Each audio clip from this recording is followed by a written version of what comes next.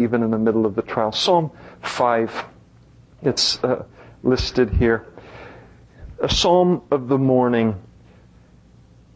He said, "Give ear to my words, O Lord. Consider my meditation. Give heed to the voice of my cry, my King and my God. For to you I will pray." And so he says, "My voice you shall hear in the morning, O Lord. In the morning I will direct it to you." And so this psalm is about a morning prayer. And it just kind of lists some different thoughts that are good for God's people to think about in the morning as we begin the day. And really he begins there, as we see in the first 3 verses, by just acknowledging the Lord to begin the day. Begins the day with that prayer, and he just acknowledges the Lord. Lord, I'm going to live today in the context of you. I just praise you, Lord, for that. Listen to me and give heed to my voice.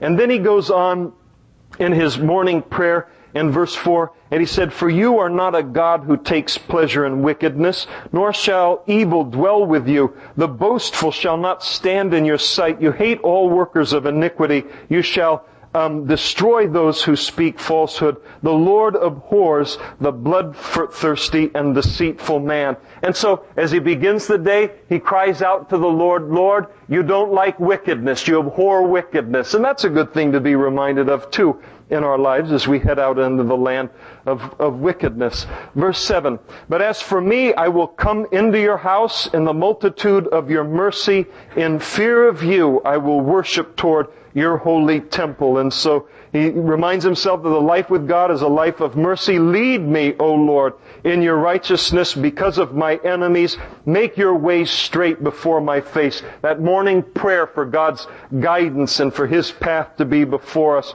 "For there is no faithfulness in their mouth.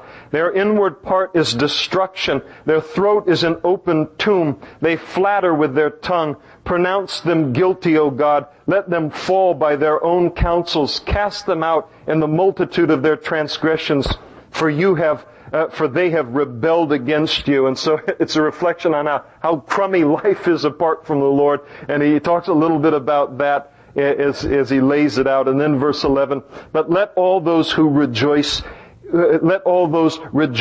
who put their trust in you.